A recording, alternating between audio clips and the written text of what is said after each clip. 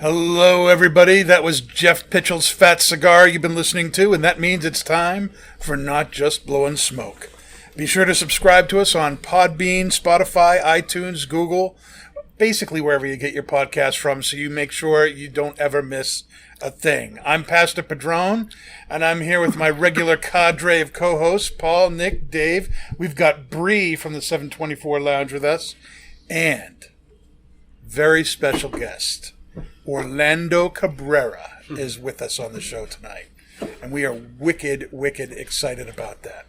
How you doing, Orlando? Good. Thank you, Dan, and very excited to be here with you guys. Oh, well, we'll see if you still feel that way after the show's over. We'll see. We are going to be smoking a cigar that I know Orlando likes a lot, and that is the Camacho Liberty 2012 Throwback. This was the annual Liberty cigar release that came out last year, 2019. It was the 17th in a series that Camacho has been doing. Every year they do a Liberty cigar. Only 2,500 boxes were made. It is a Honduran Puro, and it is a Figurado. It's an 11 by 18 size, and it's 6 by 48 at the top, 54 in the middle, and then 48 on the lower end. And so it's almost like a little bullet or submarine or Elmer Fudd kind of looking cigar. And we are smoking Lafroig 10-year cask strength Scotch with this. Bree, can you tell us a little bit about the Scotch here? Do we drinking with this? This Scotch, just like a lot of the other distilleries, is from Islay, Scotland, the same as Lagavulin. Wow. Interesting to note it's cask strength, so like a lot of peat comes through, and it's recommended that you add about twice as much water as whiskey because it's going to bring out some more of those flavors.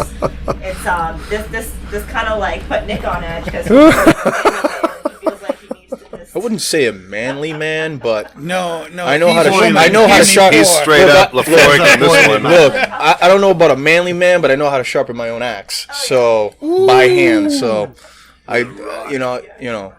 it's what I can do. But I like stronger scotches. I'm a manly man, I guess. I'm in the lower rankings of that. I cannot say that I can survive on my own. But that's what I said, Dave. Stuff, Dave is half the man that Nick is. But I like stronger stuff, and I drink Lafroig all the time when I go out. My daily is Booker's bourbon, which is 128, anywhere from 128 to 132 proof.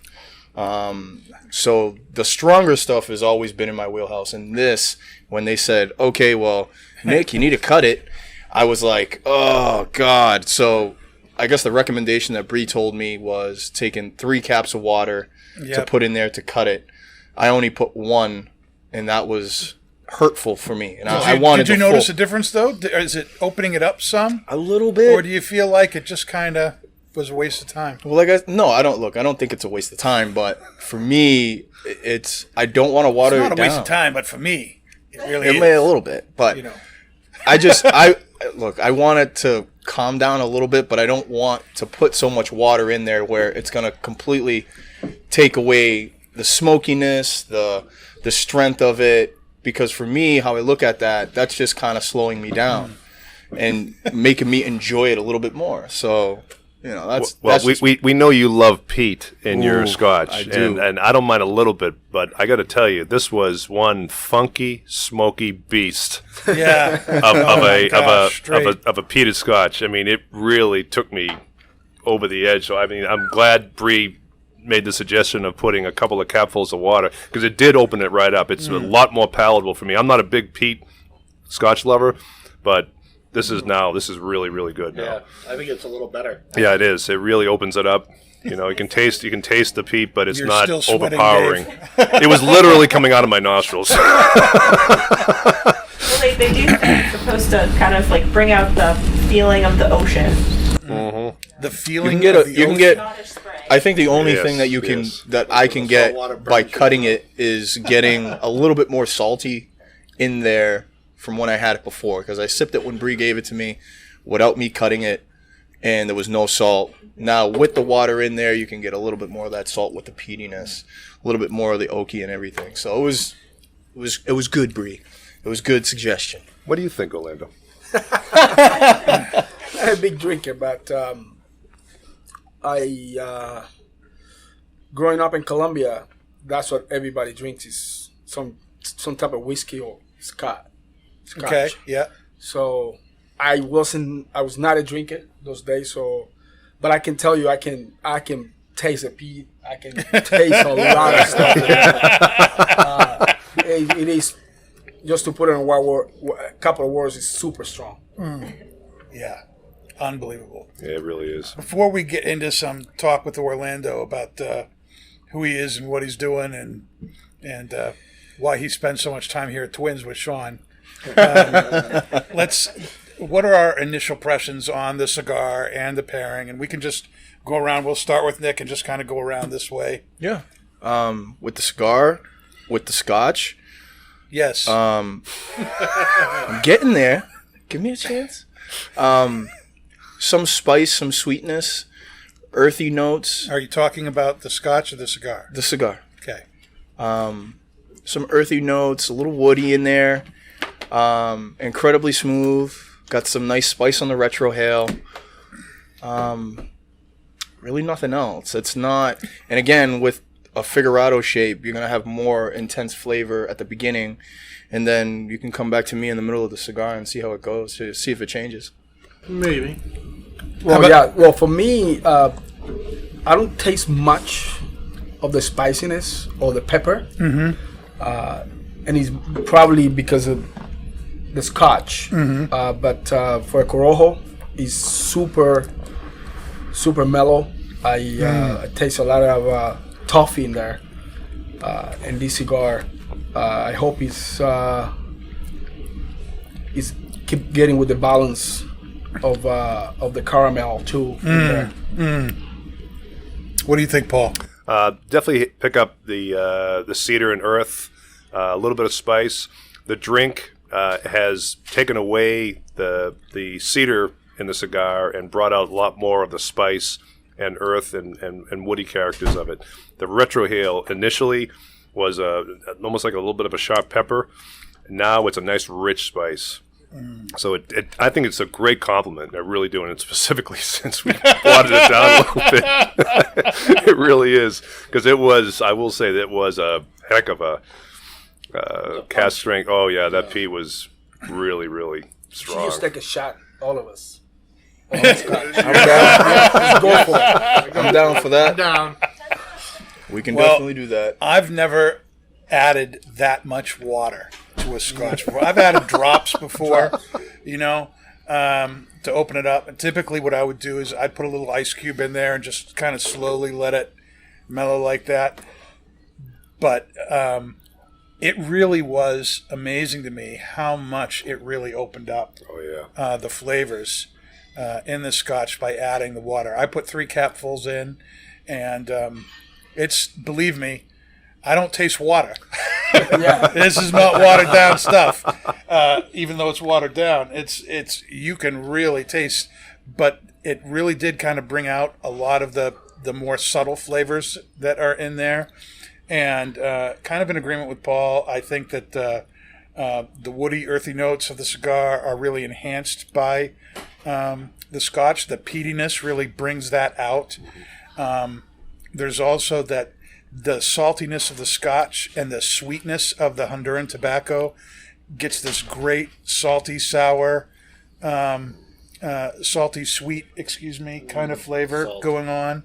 So I knew that was coming. And I'm really enjoying it. It's actually helping me to enjoy the cigar, I think, a little bit more than on its own, which is what you want a good pairing to do. A good pairing should, enhance what you're doing so that the combination of the two is better than each on its own.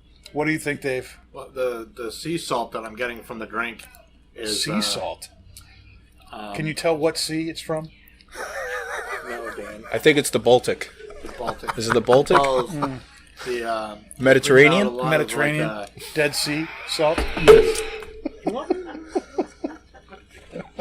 Someplace in Atlantic Ocean. Somewhere out there. Somewhere. Sea salt? That's Somewhere all by it is, sea the salt? Mariana Trench. It's dead sea salt, Daniel. You have there you go. Dead sea salt. The getting a little bit of cedar, some leather and earth, but I feel like I'm also getting a little bit of cocoa. You feel like you're getting a little bit of cocoa, or you are getting a little bit of cocoa? I feel like I'm getting a little bit of cocoa. I'm glad you're so in touch with your feelings, Dave. Bree, do you have anything intelligent to add to our unintelligent? I love this podcast. Here we go. I want to hear how this reminds you love of this podcast. How people call your each other out. grandfather's cabin in Love the it. woods, and you're going to break into song and dance for us. A new word here. I think that this is a very juicy pairing. Whoa. I say that That's because- very She unintelligent said the of you. J word. Juicy because so smoking this cigar off the bat, I was kind of expecting it to be a little bit harsh. And like it was good. It was definitely bolder. But since sipping it with the scotch, the combination of the two almost like makes you salivate. It kind of like plays with your taste buds in a way that complements very well. And I think that the cut of the water underneath it mellows out both the cigar and the scotch. But since there's still like all of the flavor and all of the peat in the scotch, you're not bored with the pairing. There's still like a significant amount of flavor. You're still getting a little bit of the smoke, a little bit of the peat. You're still getting there's no like parched dryness in your throat. It's still very satisfying. I don't think I could add anything to that. That's freaking awesome. That's why we have Bree here. Totally awesome. Orlando. Now, I want to ask you something. How I know that you came into the U.S. on a basketball scholarship. You did? Full ride basketball scholarship. How did you transition from basketball to baseball? Well, correction in there. I didn't came to United States with a basketball scholarship. I had the basketball scholarship the year before. Oh. The year before. So what happened was, as a kid, I was always playing the two sports. But my father was always involved in baseball. My father was the first scout out of Colombia. Okay. Working for the Mariners, Seattle Mariners back in the 80s. And but I was always playing baseball. And as a really, really young age, I think I was like maybe 11, we won a championship. It's in your face, nobody can see it. In Cartagena, we won this Little League championship. And from there, I won a scholarship to go to private school. Okay. You know, just like a Phillips or something like that. So if you want to compare it. And super expensive. So when I was playing the baseball, the basketball coach needed a player. So I stopped playing basketball at the same time and, picked it up really fast. By the time I was 13, 14, I was the point guard for every single team in my state. Every single team in your state. In the state. In the state. So I was going to all the tournaments in basketball. But my father never, because he was traveling so much, he never saw me playing basketball. And it wasn't a big deal. It was always baseball. And so it comes to a time where like my coach was coming to all the Bobby Knight's summer camps. And doing that stuff, he made a lot of connections. By the time I was 16, 17, I was Colombian team basketball. Right. Point guard. They came down and we had a tournament and they saw me playing. I didn't know anything about it. I was only 16. By the time I was 17, I was trying to sign professional baseball. Okay. I graduated high school by the time I was turning 17. And these people came to our house with the coach. And so my father was like super happy because my father was like, oh my God, he's going to sign. So the guy said, well, yeah, we want him to come to Miami. And my father's like, Miami what? He goes, Miami University. He goes, what, to play baseball? He goes, no, basketball. He goes, no, you got the wrong sport. He doesn't play basketball. And I was like, Dad, I play basketball. I've been playing basketball. He goes, no. That's just a joke. You a baseball player. Oh, man. I didn't know any English at all. And so, very scared. My mom was super scared. My mom didn't know anything about basketball either. They didn't think it was that big of a deal. Yeah. So we ended up saying no to the scholarship. I went to college in Colombia, and the next year for fishing engineering. Mm-hmm. And when I was in school, one of the scouts from the Montreal Expos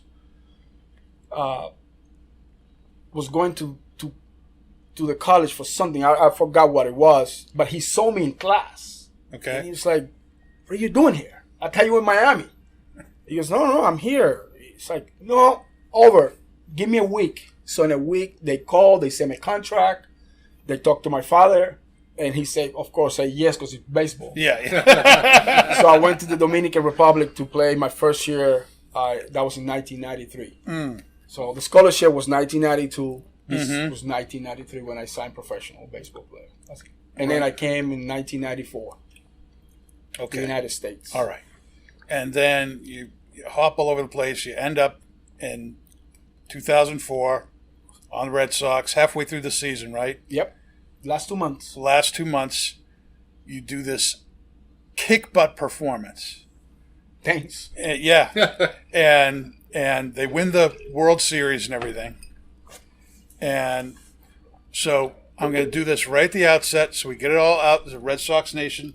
They all know I asked the question. Now we can actually get to the good stuff. Why would you leave the Red Sox after such a high 2-month experience there? I probably answer this question maybe 5 times a year. Yeah, 500 million times a year, yeah. No, 5 times. 5 times? Every year, 5 times. Okay. About yeah. 5-6 times. But it's simple. So if you see the way I was signed, then went to Montreal. Montreal was a city or a team that we didn't even have TV deals. Yeah. So our games were not on TV. So I was really playing in a little hole for 6 years. So by the time I got traded, I came here, people didn't even know that I was a free agent in the end. Right. That I was already have 6 years in the big leagues. I was the 5th highest paid player in that team in 04. People don't know that, but I was. And I was going to be a free agent. That was my first time as a free agent. I was offered a contract before I got traded in Montreal for 4 years and a bunch of money, and I turned it down. I said, no, I don't. I want to know where we're going, and I want to know what we're going to do. In those days, Montreal, they were going to sell the team to MLB. They were going to move to Vegas, to, a bunch of places. And I didn't want to sign a contract to tell me we didn't know where we're going. Yeah. So I got traded, and we won.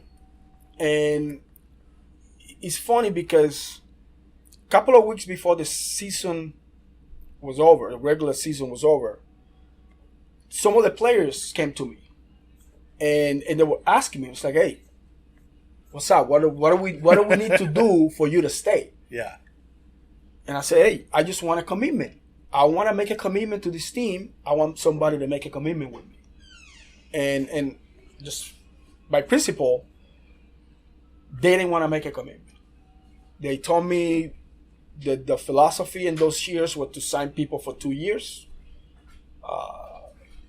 And if you see the lineup that year, almost everybody was signed up for 2 years. It was only a couple of players, Pedro, maybe Manny, Kurt Schilling, had different contracts. But everyone else was signed for 2 years. Even Big Papi was signed for 2 years. So I said, no, this is my only chance to be a free agent. I want to stay for longer. I don't want to be every 2 years trying to get a contract. Right. So we parted ways, and I was a free agent, and I was, they would say they were looking for more offense out of that position. Mm-hmm. And I think, if I was the GM, I would have picked Renteria too. He was a better offensive player in that time. Mm-hmm. So that was the reason I didn't come back. All right. So now that everyone's happy, now you all know. All right. And I was greedy. Yeah. I want more money. Come on, take the money and run. Yep. Like the song says. All right. How long were you in the MLB? 15 years. 15 years. Wow. Now, in that time, who was the pitcher you feared facing the most? Well, I'm not alone in this one. I think 95% of the people that face this guy and don't like guys, you guys were afraid too. It's Pedro Martinez. Pedro Martinez. By far. By far. Pedro got that characteristic of bringing that intimidation in the mouth. Even though he was only 5'10", he can intimidate you. How did he do that? Intensity, concentration, and if you see Pedro, when Pedro was not pitching, Pedro was joking around all the time, playing with everybody. When that guy was pitching, he didn't know anybody. He you talk to him and he probably hey Pedro, how you doing? You good? He probably didn't even answer. He was just so into that game that when he was pitching,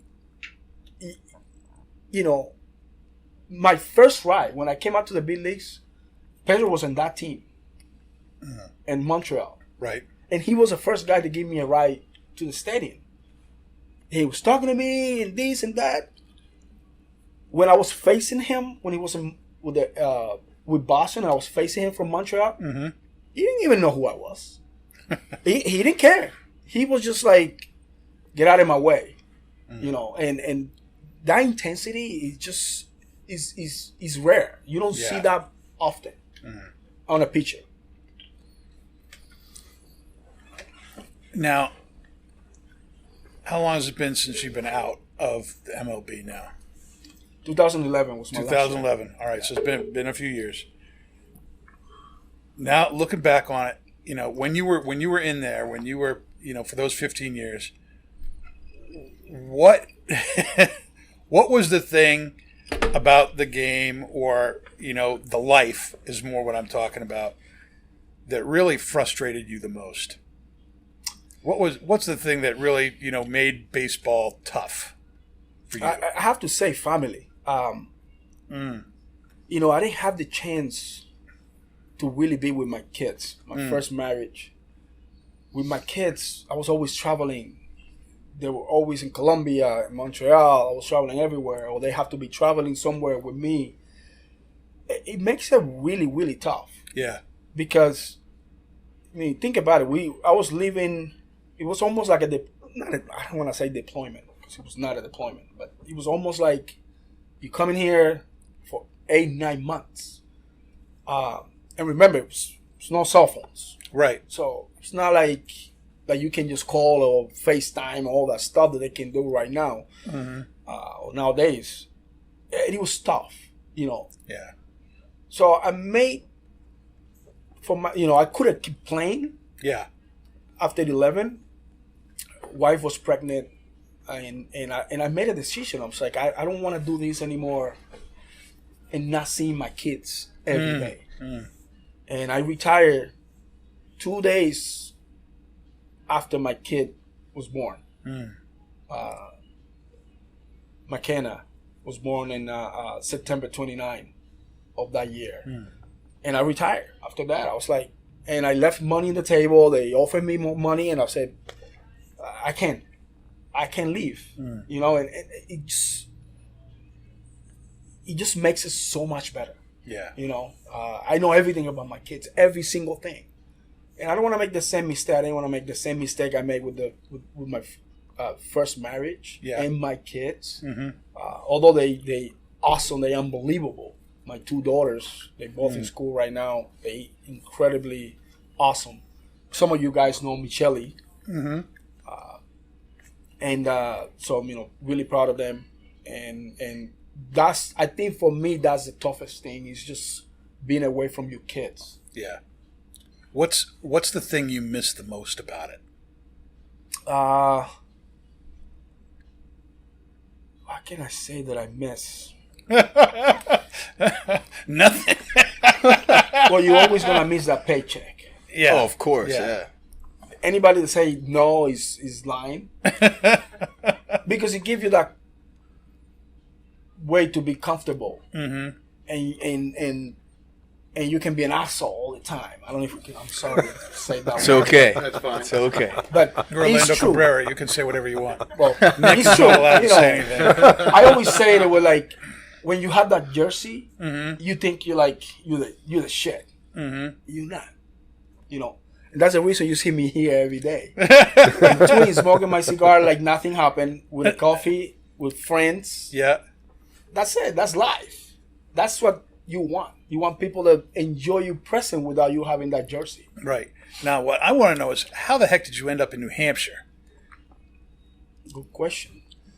Out of all the places in the So my United Out of wife- States. all the places, I Well, would have yeah. thought somewhere warmer, Cartagena, Colombia, Oh, I want to live in New Hampshire. We live in Colombia. Katie and I, we live in Colombia a couple of years. Mm-hmm. And then about 08, 09,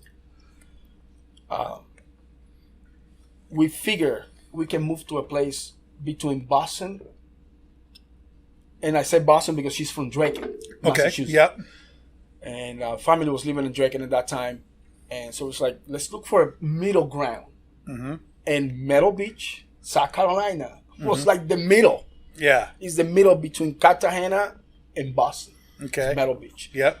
And so we moved there. Myrtle to Beach a is small good. town. Yeah, Yeah. small town called Myrtle's Inlet. It's Yeah. like 15 minutes south of Myrtle Beach. Enjoy our times over there. Lived there for 4 years. Then we started having a family. And we started looking for a house close to her family.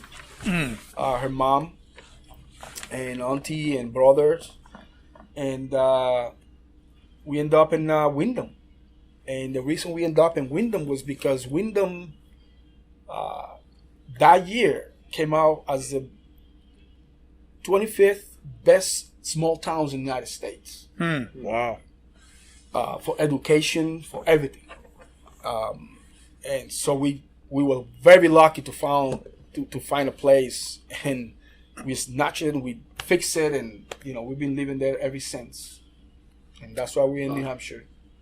That's awesome. Now, how did you end up finding twins? So, can I say the story here? Yeah, you can All share right. the story. Say it, baby. So we rent a house. We bought this house. We got it, and they told us it's gonna take maybe 15 months to finish. Right. So we came over here in the winter. I'm sorry. I'm trying to remember the winter, what year. I'm fine with the winter because I'm a hunter. So Yeah. winter Nice. is mean I'm hunting. It's fine with me. And so I immediately was looking for a place to smoke cigars. So what people don't know is that I smoke a cigar every day before every single game for the since 2001. Nice. No, 2000. 1999, 2000, I smoke a cigar before every single game. And many of the guys that smoke cigars from Dominican and all those guys, I was the one teaching them how to smoke. Because they even though they're from Dominican, they didn't know anything about cigars. And I have, fortunately enough to play with some Cuban guys who were bringing some good Cuban cigars. Sure. So when we moved, I started looking for a place, and they told me about a place close to where I was living. I was living in Solomon that time. Okay. And so it's a place called And went there, got a couple of cigars, a couple of boxes. I was, kind of stacking up, and went back there a couple of times and had super bad experience.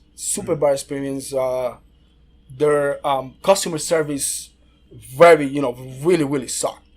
And I was surprised because knowing what New England is, I know New England is a very demanding region. People are very demanding about what they get. Yep. And I was very surprised about that way things went down in there. And so I was looking. One of my neighbors told me, hey, I used to live in Londonderry. This is a place in Londonderry like this, blah, blah, blah. I was like, just give me the address. This is where I'm going. And I started coming down to the old Twins. Yep. And met Sean in there. And, I'm such a sweetheart guy. And we hit it off. Then I introduced me to Kurt Kendall. Yep. Mm-hmm. And, the rest is history. Yeah. Little by little, I've been moving my way into this place every day. I think you got without nobody, seeing it. I think he's got a cot downstairs in the basement too. Well, now he's on the podcast now. That is awesome. You guys are incredible, man. It's just I always want to be in a place where people treat me the right way. Yeah. Not because I'm a former baseball player Mm-hmm. or because I play for the Red Sox. It's just because I'm just people. Mm. And if they treat me the right way, I know they're treating everybody the right way. Yeah. And I seen it. I've been here. I never once see anything that I can go, wow, they really did this the wrong way. Never. And I've been coming here for the last 7 years. That's pretty good. That's pretty good. Let's take a little break and talk a little bit more about the cigar we're smoking. I'm about halfway through right now. The cigar for me has really mellowed out as it's gotten towards the fattest part of the cigar. Fat cigar, and it's still very woody. There is some creaminess to it that's really nice, and the spice is still there, but it's been really kind of downplayed as it's coming right into the middle. Does anyone else want to share what they're thinking? Bree, you want to tell us where you're at? Wow, you're taking your time. I mean, it's pretty consistent. Is it still juicy? It's less juicy. Ooh. It's woody. Not that that's a bad thing. I'm getting more earth out of it now. It's kind of like that cedar, like smoky flavor that I was getting has been masked by like a smooth kind of like rich soil, like not in a bad way soil, but good. And then with the Scotch, it's still kind of like adding the warmth that you need to really round out the flavor. Mm-hmm. And yeah, it's ashing really well, very consistent flavor. Dave, what about you? Yep. Don't say I think salt. it's I'm getting a lot of salt. And I told you not to say salt. What's up with you and salt, man? Oh my God, Mr. Salt. Since the hump. Jeez. Since the hump, Himalaya salt. it's toned down since I hit the hump. Yeah. Not as much salt. There's not as much salt in the hump. Salt. Oh boy, Paul. Well, the construction's Please been say on. something. The construction's been right on point. Yes. I absolutely agree, though. The earthy woody tones are taking a more prominent role. The cedar is still a little bit there. The drink is helping to keep that at bay a little bit, but it's just a very, very nice, relaxing cigar now. It has toned down a little bit. The retrohale on this is now a nice, smooth spice. It's not as rich as it used to be, but I'm really, really liking it. And the drink, the pairing is really, really good. Orlando, what do you think about the cigar and the pairing? I think is amazing right now. I smoked this cigar before, not this one, but the same Camacho. Well, yeah, I mean, you smoke it and it's gone. Yeah. And but when I was talking about the spiciness, I always try to like. I don't like cigars with a lot of pepper. Right. You can feel pepper. These have a lot of spice but no pepper. Yes, which is totally agree. Unbelievable. Totally agree. And I like it a lot. He's mellowed down. He's going really well. It is. Very nice. Like Paul said, the construction's really on point. Nice burn line. It kind of mellowed out for me now that I got to the thicker part of the cigar. Still getting, with the pairing, a little bit more salt, woody notes, earthy tones. Not getting the spice and the retrohale. Really kind of smooth, silky smooth, creamy. Maybe a little bit of leather in there that's coming through, but that's pretty much it. It's a very good cigar. I like it. I have to say, I would not have thought that this incredibly peat bomb of a Scotch would go with this cigar. But again, the saltiness in the drink and the sweetness in the salt in the drink. Yes. The peatiness in the drink complements the sweetness in the cigar so nicely. It really is a very good combination. Yeah. When I drink Scotch, I'm not really drawn to super peaty stuff like Nick. Yes. I like actually, tasting different things and having my, tongue assaulted with a 50 caliber weapon.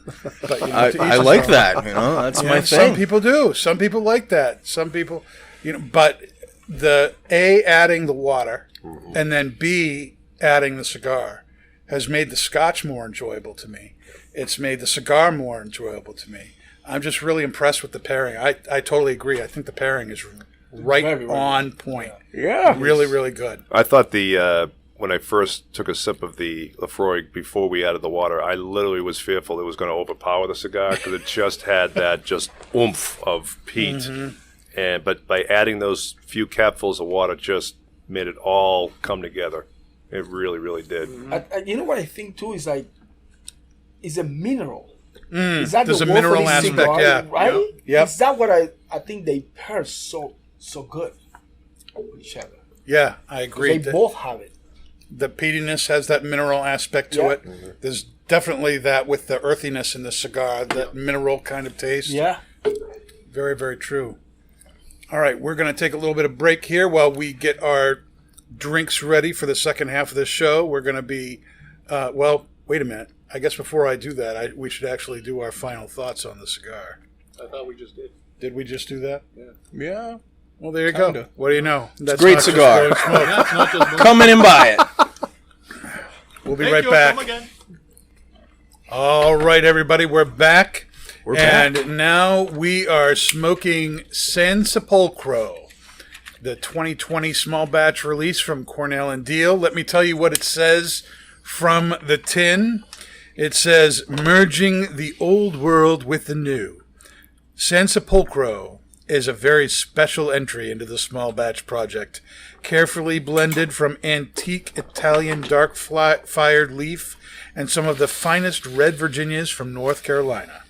Aromatically spicy with earthy clove-like undertones, this Italian dark-fired leaf is grown in the Sansepolcro region of Italy, which boasts a history and tradition of tobacco cultivation back to the 17th century.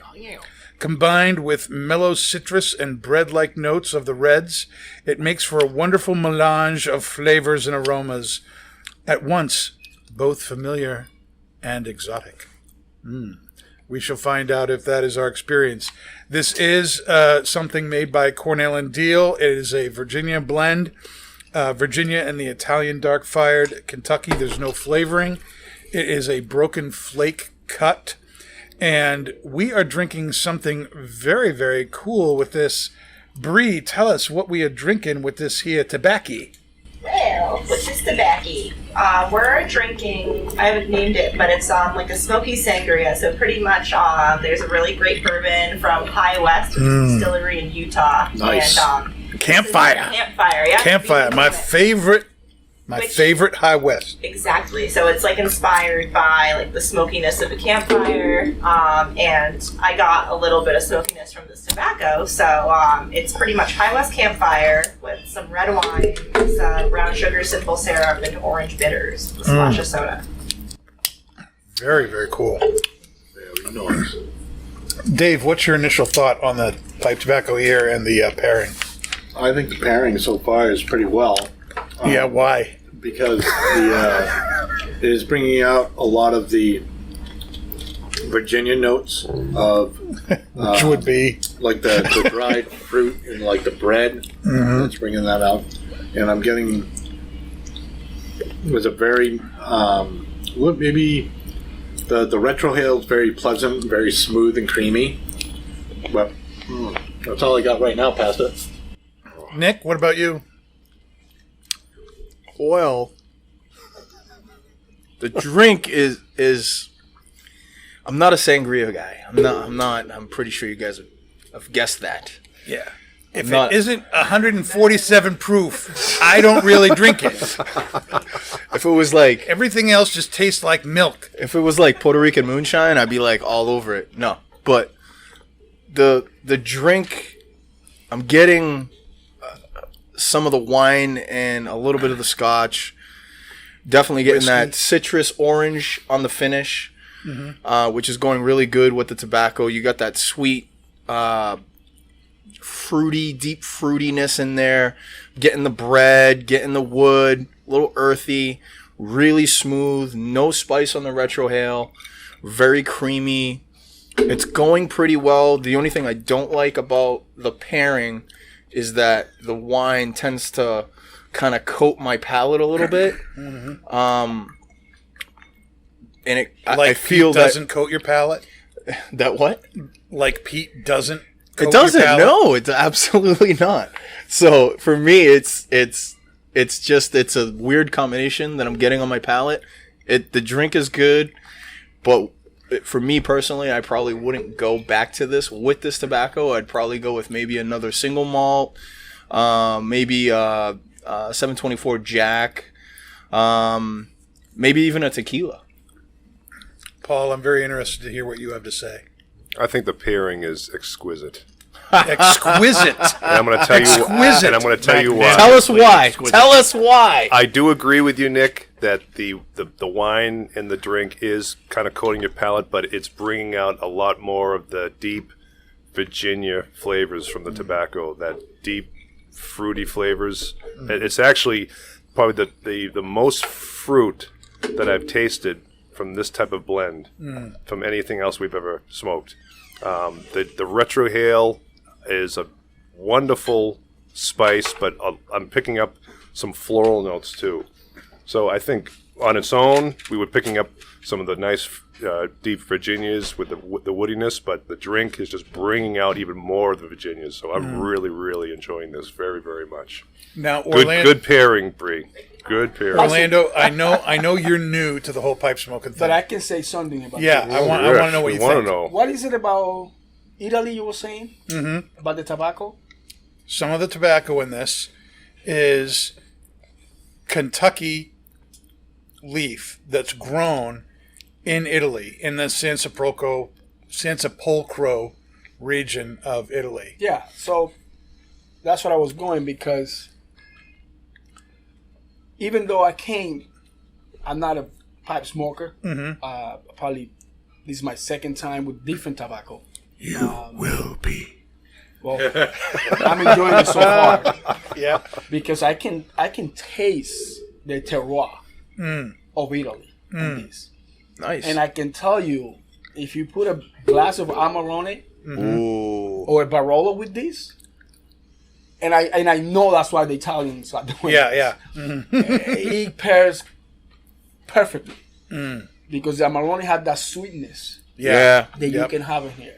It is just a little bit, because it's not a you said it's not a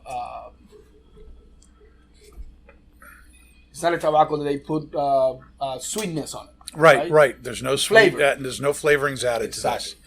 And you can tell you can taste a lot of earth. You can taste the terroir. Like I have a lot of Amarones and a lot of Barolos in my house, and I'm tasting that right now. That's interesting that you can pick that out. Being familiar with that, because there's a lot of similarities between wines and tobaccos. It's all, the whole The rock. Yeah. The whole point of the importance of the earth, the ground, and all that comes into the flavor of the grapes. And it's the same thing with the tobacco. And I really enjoy the dark fired. Means that the tobacco from Italy has been fire cured. It's been dried out slowly under low burning fires of aromatic woods, and the tobacco takes on that kind of smoky flavor, and you can really pick that up. And there is, I can say that I wouldn't smoke this and go, Italy. Yeah. But it is different from any other kind of dark fired tobacco that I've had outside of this. And the one unique thing about it is that it is from that Sansepolcro region of Italy. So it's very interesting to me that you can really pick that out. Yeah, I mean, he's when you taste these wines, in different vintages, and I'm not particularly a guy that like to drink Amarone all the time, because Amarone can kick your ass the next day. But I have a lot of Barolos. I have a lot of Super Tuscans in my house, and the times that I drink Amarone, I can tell you about it, and I can taste it here. I can see the similarities. That's awesome. That's awesome. Especially with you being so new to pipe smoking, to be able to pick that up. Bree, I'm really interested to know what your take is on this. So it's interesting. Interesting. Bree's doing a pipe too. What? Yeah. She's all in, We don't man. mess She's around all here. in. All right. My respect. The pipe tobacco alone, I'm really enjoying, just because it's. I'm a sucker for anything that's like smoky. I love the idea too that it comes from Italy. I just think it's very refined. So I'm getting almost like a kind, it's not spicy smoky. It's a kind of smoky that's very subtle and does have a little bit of that sweetness underneath it. And as far as the pairing, it's interesting. I guess it depends what you would be looking for. I could see it kind of being a good pairing for someone who is maybe newer to pipe tobacco smoking, who kind of needs something to go and mellow out the flavors of the pipe tobacco. But I would almost be curious next time to add even less wine, or possibly a different blend of wine that would kind of let the bourbon come through a little bit more, because I do feel like it does kind of mask the bourbon, even though we did lower the proportion of the wine to bourbon. Yeah. I still would not be, if you had not told me that it was campfire in here, I never would have guessed that.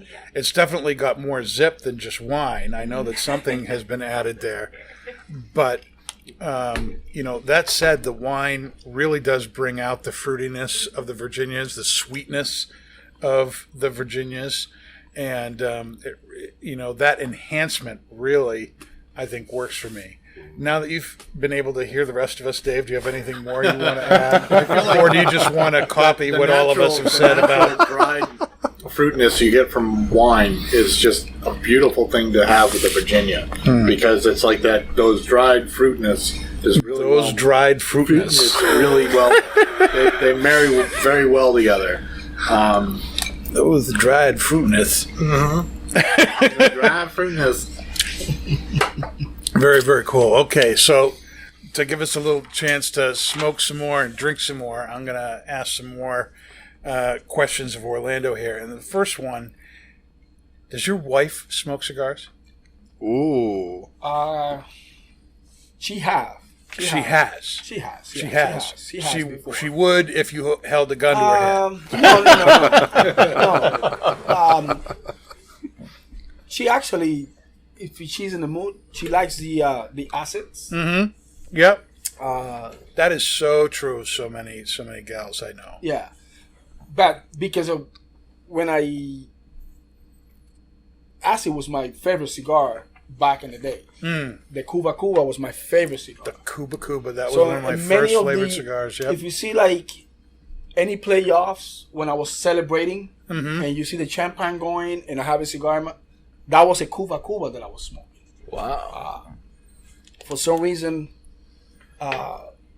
even though I already smoked some of the good Opus X in those days, it was hard for me to get them.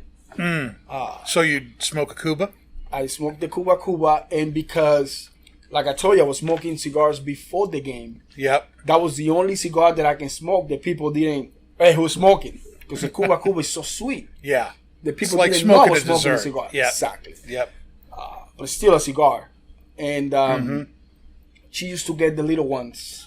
The blondies. The blondies, exactly. Yep. The blondies. Yep. She actually asked me last week for a blondie. Really? Yeah, she did. The and only- unfortunately, I didn't have. I didn't have. So Those things sell so fast. So it's fast. amazing. If you see somebody, if I see somebody coming into the shop and they're getting off their Harley, they're all leathered up, and they have prison tats and everything on them, you think, oh my gosh, this guy's going to come in and want some He's strong probably- kick butt cigar. They're like, do you have any blondies? Do you have any Cuba Cubas? I need an acid plush now. Oh my God. And it's like, oh my gosh, what? This doesn't fit. It's like It doesn't you fit, look but like it, you're hey gonna man, you kill gotta me, sell but them you the want a cigars teddy bear anyways. to hold and make you all nice and sweet and cushy. I mean, Hey, what is it? they like what What they is with like. that? They like what they The like, bigger and and that's tougher what it a is. person looks, It's so true. the more likely they are to ask for a Blondie Bellicoso. Hey, that's that's okay. just how it goes. That's how it I don't know why it is. I don't know why it is, but you know, Hell's Angels show up, and what do they want? They want plush. Hey, we have it, so they get it. Yep. You got it. You keep them happy. Well, I don't want them unhappy. No, The only cigar, but to the point, the only cigar my wife has willingly smoked is a Java waif, yeah. which is made by Drew Estate. They make acid, but Yep. Drew Estate makes the Javas for Rocky Patel, and they distribute them. And the Java waif is a coffee and chocolate, basically a mocha kind of tasting cigar. And she smoked those, but anything else? Now, are you allowed to smoke in the house? I have my smoke room. You have your smoke room, so you Yes. put your foot down. You're a real man. No, That's no, good. No. Hey, Careful now, she might be watching. she's the boss. She's the boss. I know. Oh, really? Oh yeah. She's the boss? Yes, she's the boss. You heard that. I'm This an is on employee. record now. I'm an This is employee. so you can- you're an employee. I'm an employee. Yeah, I'm an she employee. got a contract. and I love it. Is it a 2-year I get paid a contract lot. that she signed? I get paid a lot. No, I mean she's an amazing person. She's super, probably the smartest person I know. And because her keen advice, I'm not a poor man these days. So she's I mean, I got lucky, and I really did. I mean, it's amazing how incredible she is, and she's in control of everything. and I just follow orders, and once in a while I do my things in here and there. That's it, man. And she want me to have my smoking room. That's good. And I did, and I put it together, and every time we have some gatherings in the house, we go back in the corner of the house and we smoke. That's good. Yeah. That's good. I was able to get that too, although I have to admit, probably because it pays for the house is why I was able to do it. But I have my smoking room in the house, and this time of year though, I'm on the porch, And that's where I love to be. I love to be outside. Yeah. Exactly. Oh, yeah. Love to be outside on the porch. Got a great screened-in porch. You have a nice. I have a nice screened-in porch. He does, Just yeah. old, crappy, but comfy leather furniture true. out there. So you don't care about it. Well, you have a know, beautiful garden too. So. Yeah, so you're looking out over the garden, and that's great. Yeah, but you live right on the river too. You live right on the Merrimack River, which is It's a very pretty historic area. place where you live, and it's you drive. I drive by there all the time doing edible arrangement deliveries from Haverhill, and I drive by there like 6-7 times a day, and it's a really beautiful historic area. Going over the bridge, they just redid the bridge. Yep. Going just to that area there. Where Danny lives, it's really historical. A lot of the houses there that are on the river, It's ancient. it's There's very a difference historical. between historical and ancient. Your house is made out of chipwood, isn't it? Yeah, it was. Is it really? The people who built the house back in 1780 were shipbuilders and house builders. Nice. And there's a number. They repurposed a lot of the extras from ships to build the house, Wow. and you can see that masts that were used as cross beams and stuff like that. in the Any house. pieces from the Santa Maria? I don't know, but that wood. The Mayflower. is 250, Yeah, right. 250, Mayflower. 260 years old. It's been that house has been there forever. You even got secret rooms, don't you? There is a secret room in the house. Yeah, there's a. It was originally put in to hide when there were Indian raids going on, Wow. and then it became part of the Underground Railroad. They would hide slaves up there on getting them out of the running away from the South and everything, and it was. Now it's my wife's office. Nice. But yeah, it's very cool. It's one of the selling points of the house, the secret room. But very, very cool. Now, how did you get into cigars? That's an interesting question. Was just So because I everybody was in in baseball smoking cigars? No, or were they all spitting tobacco? I mean, Exactly. So I was a basketball player. Yeah. Like we talked So it was the before. basketball people who were smoking cigars. I'll tell you, I'm a Michael Jordan. He literally made my career.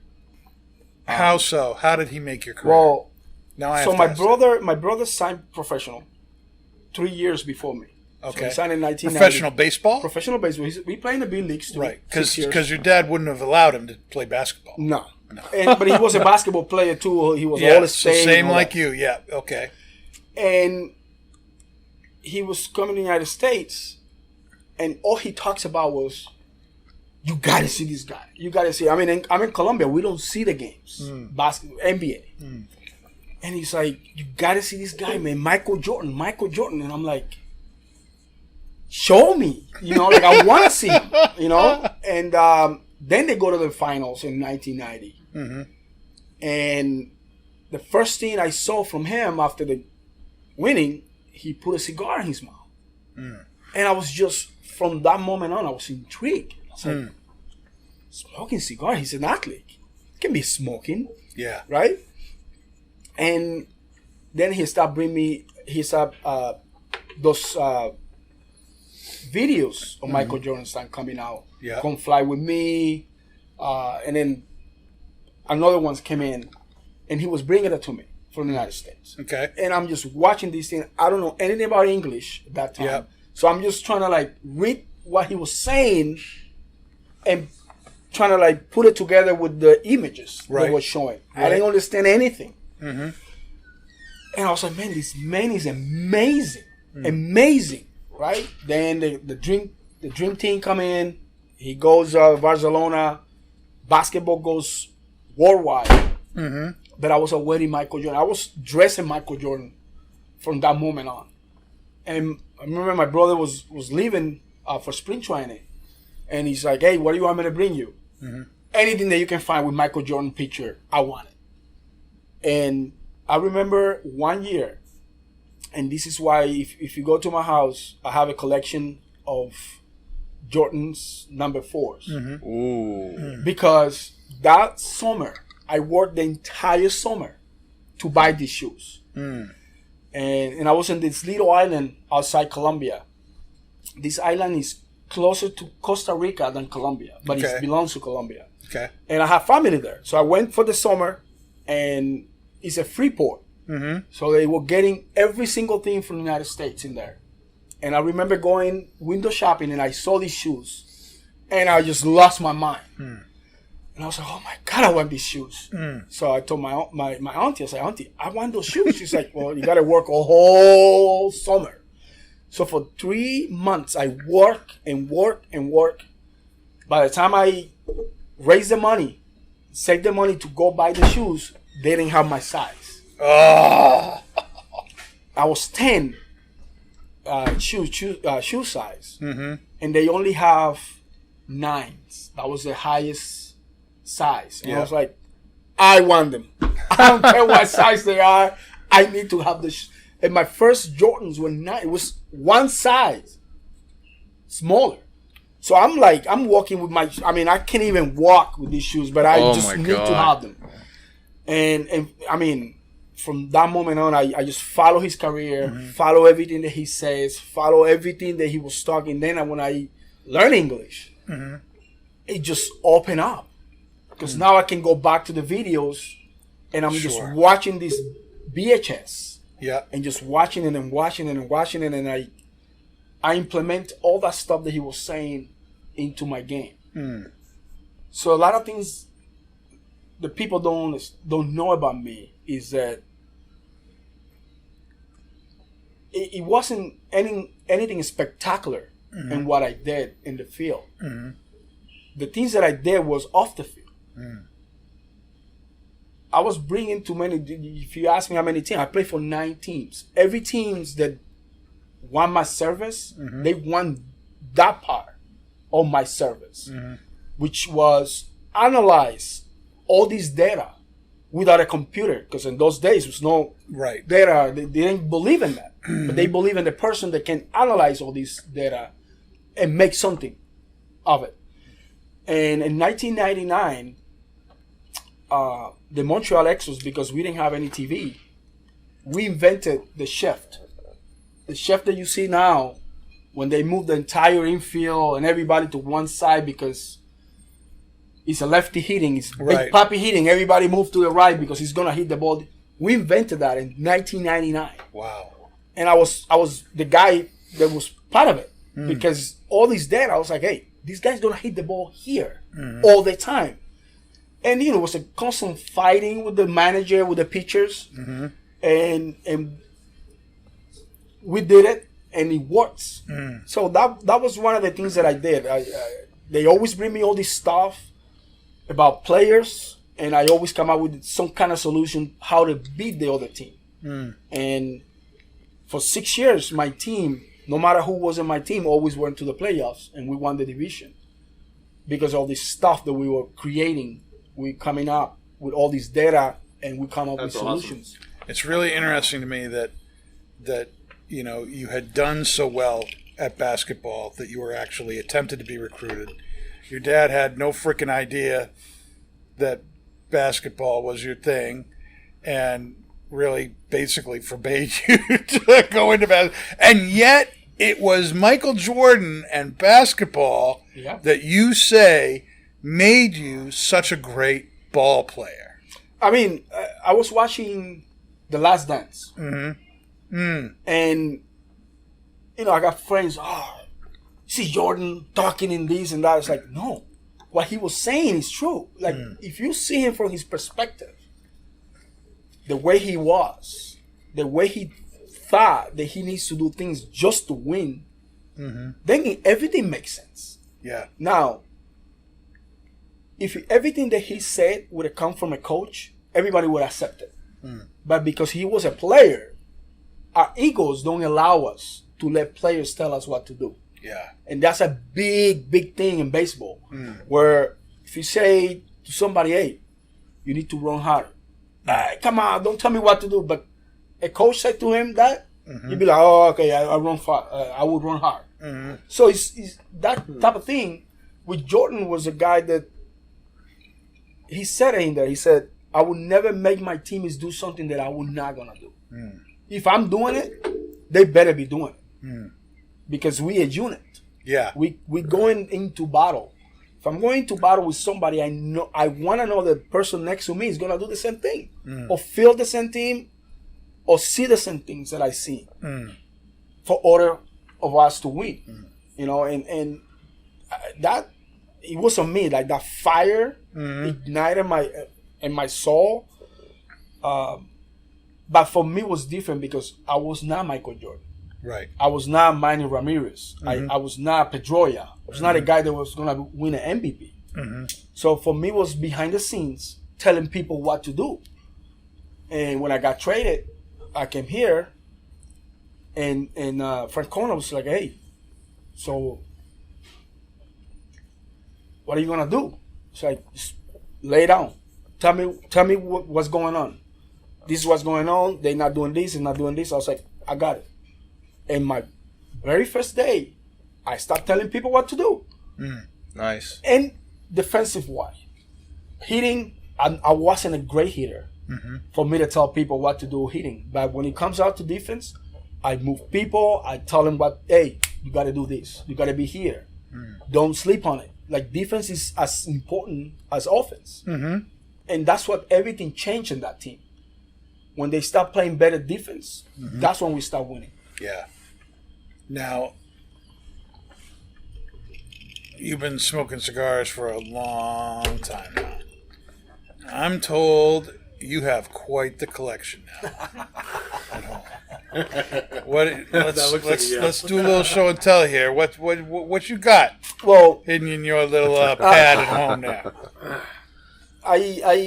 So my wife, Katie, she got me one of my birthday present was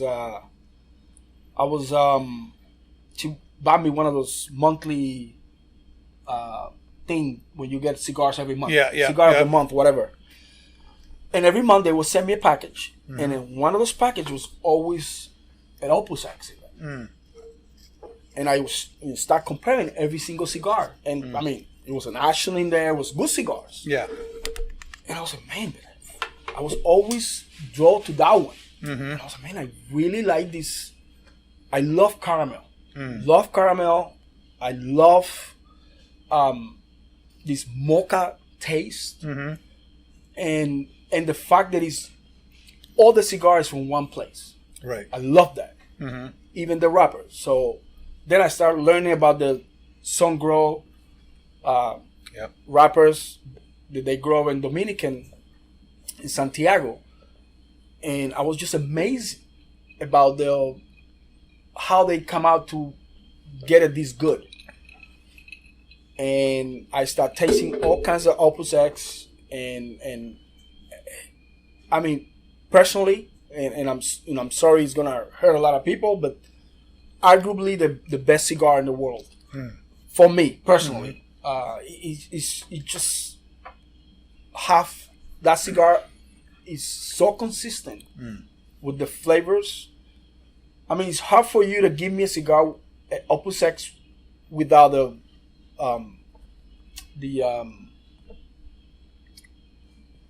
band, and me not knowing it's a Opus X that I'm smoking. I just love it, and in my collection, I got every Opus X you can imagine. I have it. I like to age them in bourbon. And aged them in bourbon. What does that mean? Well, exactly what it means. I have a tub of bourbon at home, and I throw all my Opus in there. What does that mean? I don't throw it in there per se, but like what Kurt does with his dog they sell walkers. These refrigerators. Yeah. That so when a cigar maker said to you, "Oh, I aged these cigars 5 years in cellar in my humidor for 5 years." It's a regular humidor, so it takes a longer for that cigar to age in there and get the flavors that they want. when you put these cigars in these humidors, these refrigerators, whatever liquid you're using to humidify your refrigerator would excel this time in like a month. You will get the same results. And I was surprised about this because I didn't know until I started doing it, and I was like, oh my God. And I know I brought some cigars to Paul and Nick. I think I gave one to Bree one day. That was the greatest, like, random act of kindness gift I've ever received. That was a 6-month cigar in there, and it was just bourbon with an Opus X. It's amazing. And I wanted to hold on to those cigars, that box. It lasted maybe 10 days. I couldn't stop smoking it. It's incredible. Oh my God. I think that's a problem with all of us. Yes, it was one of those, the triple X, the triple A's. Yes, yep. Oh my God. I can still, like, remember that cigar. And the only cigar that I don't have an Opus X is that triple A. So anything you see out there, let me know. I want it. I'm pretty sure if you talk to Sean, he'll get you a box. So, what do you do with your life now? What do you do do you work? Do you have work? What do you do for pleasure? Is it all pleasure? You have like traipsing all over the world, spending your time with Sean. I mean, you take him down to Cartagena to meet your parents. I mean, come on, what's going on? Pastor, I have like 4 jobs. You have 4 jobs? Yeah. He's a working man. 4 jobs to make up what you were making in the MLB. No, I don't make. It's really not about the money anymore.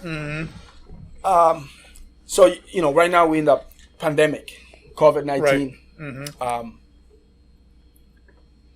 When I left baseball, it was a pandemic on players come out of the game and they were broke 2-3 years, nothing. Wow. And people were bringing me these things, these tales, and I'm like, what? He made $80 million. Yeah. Well, he's selling the watches. I'm like, how? I mean, for a regular person, you talk about $80 million. You know how long it take you to spend $80 million? It would take you 20 years. I could spend that all in one day. Spending this money good on chickens and nothing. And bourbon. Right? Chickens and bourbon, yeah. So Chicken and bourbon. bourbon chicken. And anything. But, Yeah. no, you were surprised. You'd be surprised on the stupidity these people spend this money. Yep. And then we like, okay, I got to do something. Because some people were doing something, but they were never former baseball players. Right. So the people that I work and the people that handle my money hire me as a consultant to help these guys. Nice. And because I some of those guys were friends of mine. Yeah. And they were calling me, hey, can I borrow 10 grand? Can I borrow 20 grand? I'm like, you make more money than me. Yeah. 2 years ago, what's going on? Well, I got to pay this house. I got to pay the other house. I got to pay my mistress. I got to, a bunch of stuff. And I was really mad about it. I talked to my wife. I was like, hey, I got to do something about this. And if I can do it over the phone, I can do it once in a while. I can talk to these guys. And unfortunately, I brought a lot of my friends, a lot of guys that play with me. They know the way I am. I said, listen, you got to stop. You got to stop. You got to bring your money to this place and stop spending. We got to teach you how to do this. There's a lot of ways to do it, and it's a right way to do it. We're going to show you the right way.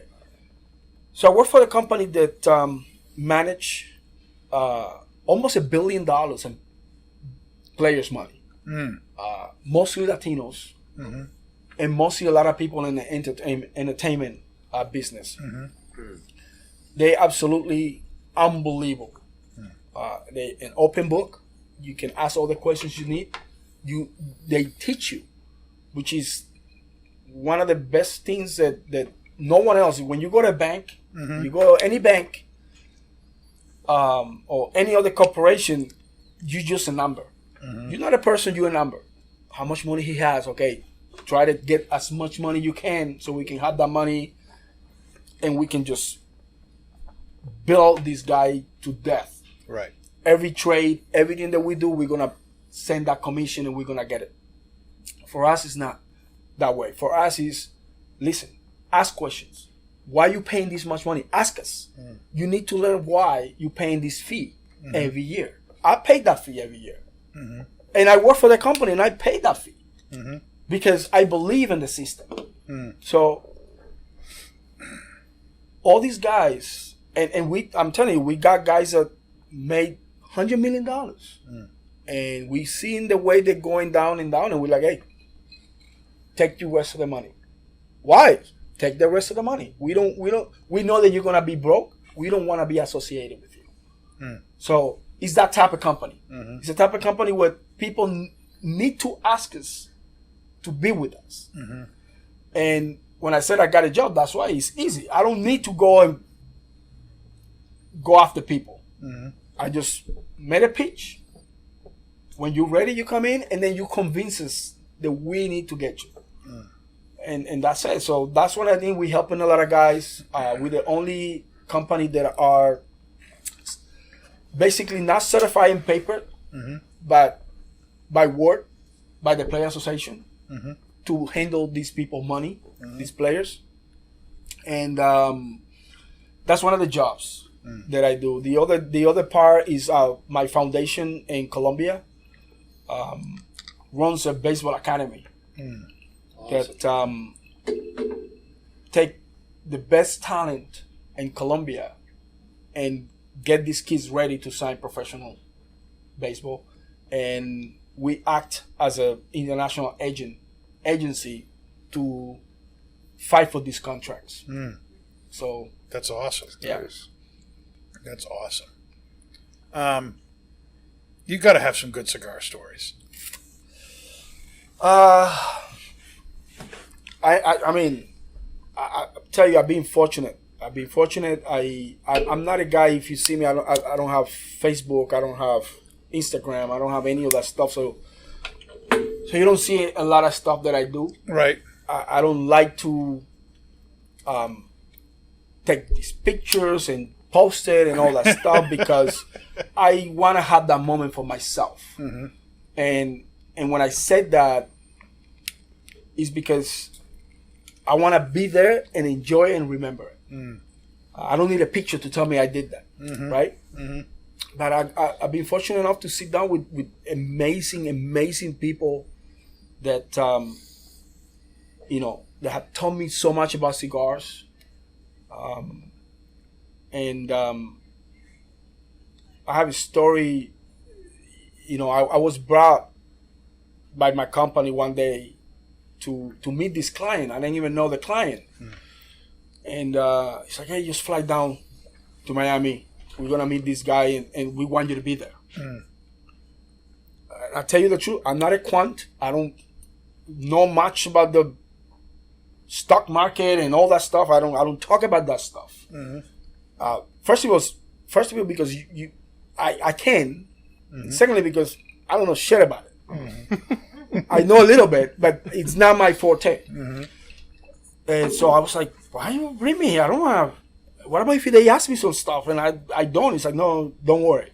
So I got there, and it was this guy talking, and they were pitching to him. And then about half an hour later, this guy walks in. I was like, oh shit, that's Rocky right there. That's Rocky. Like Stallone. Oh, okay. I'm like shaking. I was like, oh my god, is this guy we're pitching to? And he's coming with a cigar. Yeah. And he started offering cigars to people. And remember it was some Cohiba that he has in there. And I reached and said, yeah, smoke. Yeah. And we're the only two people smoking. And so these people are talking, and we're smoking, and he's like, those who smoke cigars. So we start talking, whatever. And from that moment on, we never talk about numbers. It was just me asking questions. He's answering. He asked me questions about cigars. And he just got up. He's like, write a check. Wow. And he just left. And didn't know anything. I left. Came here. Boss called me. He's like, hey, he wrote a check, man. It's like, wow. You know. You got to sit down and smoke with Stallone. But the thing is, like, it's that type of thing. It's like we happen to have something in common. We both belong at some point to a cigar room in LA called Havana Room. It's an amazing place. They're all movie stars and all that. And I saw him one day there, but very, very briefly, he was leaving, and I was like, man, this person's Stallone, you know. But when you're in LA, you see these people all the time, everywhere. They walking around, especially cigars like that, cigar rooms like that. And we talked about that. Oh yeah, you know, I was a member, blah blah blah. I was playing there, and you know, he was interested in that stuff, and that's it. That cigar made everything. Yeah, he knew that those people that were talking was not from one person from that team, was somebody that really enjoyed something that he likes. Right. And his lies with a cigar, he smoked 10 cigars a day. Yeah. You know. So that's awesome. That's great. That's awesome. yeah, and you know, I have so many stories, and you know, those people. Cigars is such an esoteric thing that when you smoke a cigar, you want to have somebody next to you to talk. It's a very social thing. To bounce ideas. Yeah. And people really get to know you. One time I finished playing in OA, couldn't get a job, and this team signed me, Oakland, out of nowhere. And you know, my agent was like, "Hey, you're getting blackmail from some of the teams. Some teams is blackmailing you. The White Sox is blackmailing you. They don't want you to get a job." This guy signed me. So it was late in the spring training. It's like March 24th, almost. And I'm in the clubhouse. We're about to leave to practice. And one of the clubhouse guys goes, "Hey, Mr. Wolf want to see you." Who the hell is Mr. Wolf? Yeah. He goes, "Oh, he's the owner." I was like, "Oh, okay." I was like, "Oh my God, I'm getting released." I'm like, "What's going on?" And I got, you know, I went in the back of the clubhouse in the Coliseum, and he's like, really small guy, simple guy, nothing on it, not even a watch. And he's like, "Hey, I hear that you smoke cigars." I was like, "I love them." He goes, "Will you mind having a cigar with me?" I was like, "Yeah." I was like, "But I gotta go practice." Like, forget about that. Wow. We know you can do that. I was like, "All right." I mean, you're the owner. I mean, all right. Is that all right? Sure. Jim, So, you I'll know? do whatever. And we went outside and inside the clubhouse in the back, and we light it up and we start talking, and you know, he really appreciated the job that I was gonna do, and why he was paying me the money, and why this, and why I was there, and he was surprised. It was just like, I heard so many bad things from this particular person. Do you met him? I was like, I never met that person one time in my life. He goes, now I know who that person is. So, and it was a conversation where from billionaire to billionaire with them. And then he got a conversation with me, and he find out who really I was, because we enjoying a cigar. Because you had a cigar. Nice. That's awesome. I know we're getting short on time here, so I want to get to the final thoughts on the Sansepolcro here. Nick, what are your final thoughts on this here small batch from Cornell and Diehl? It's great. It's great. It's great. Yeah, why? Still, I'm probably at the bottom of my bowl here, smoking the bowl. But it stayed consistent throughout. get that Virginia's in there with the deep, rich sweetness, very smooth, oaky, woody.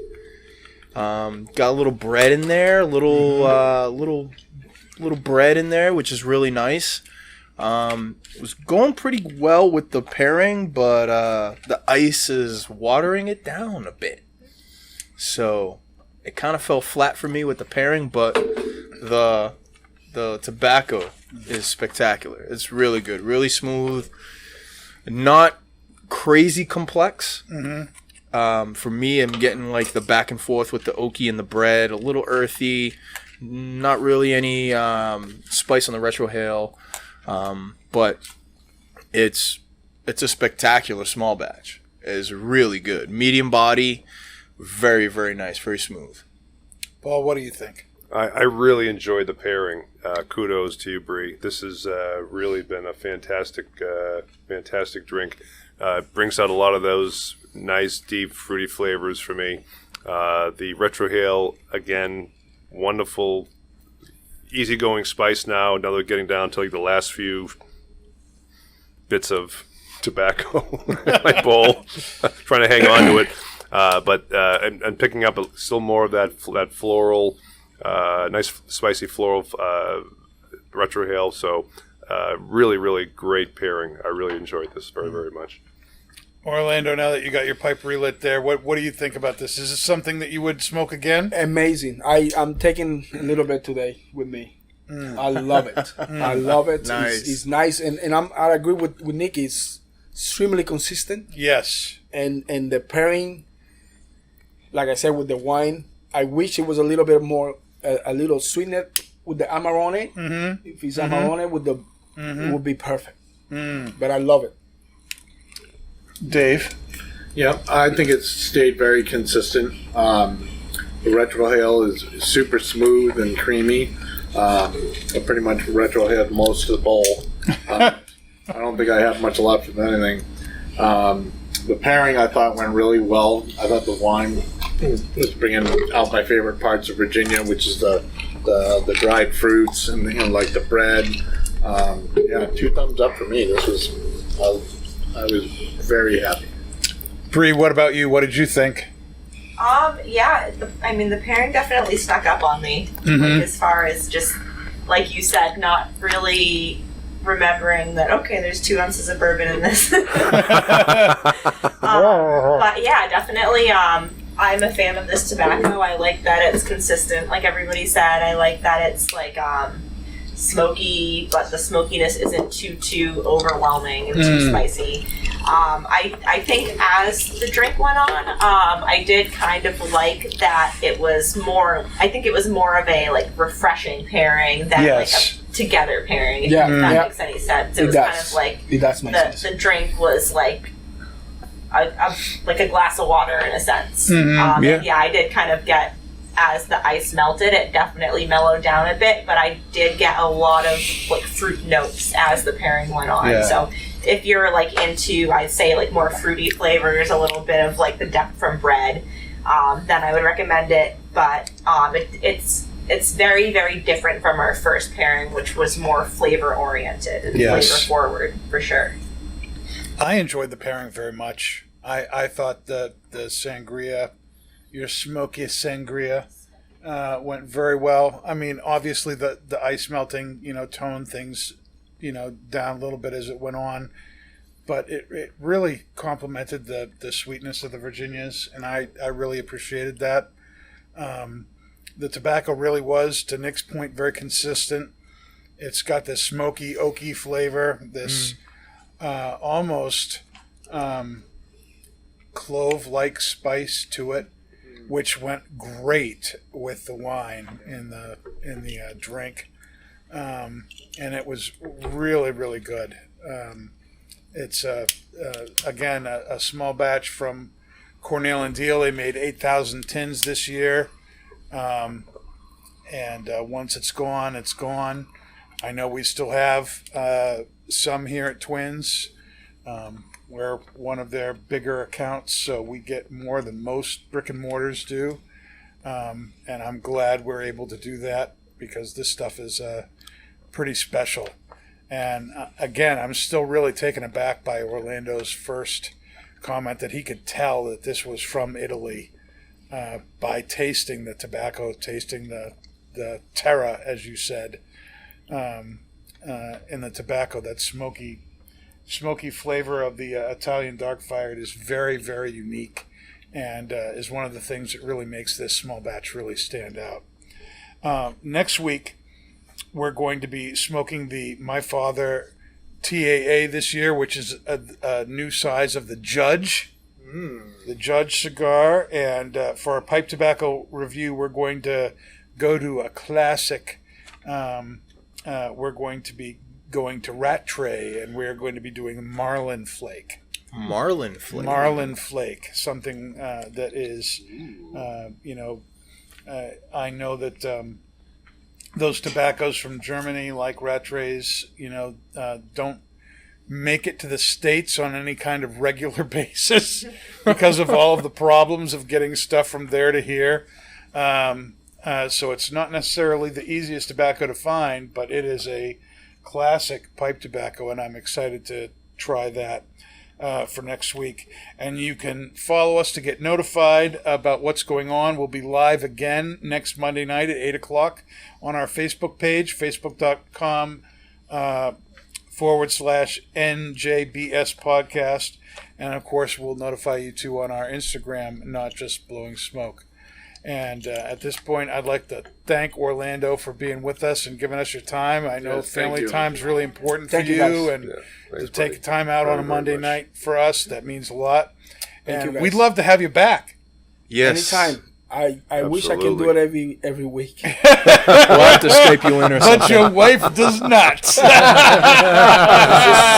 Nighttime, this is a time when we put the kids in bed, and I love to do that. Yeah, I read to my too. kids every night, so it's a precious time for me. We can post up outside your house, and we can set all the mics up and stuff. Or you can do it in the morning. We can do it from your smoking room. Anytime. I already have a microphone too. So. There you go. He's all set up. Yeah, we do a podcast too, and for baseball too. All right. Well, thanks to everybody who's been hanging with us on Facebook Live tonight. And this will be edited and put out on Podbean and YouTube for next Monday. But until then, stay safe, stay thankful, and stay smoky, my friends. Bye-bye. Absolutely. Another smoke, Thanks, everyone. another day.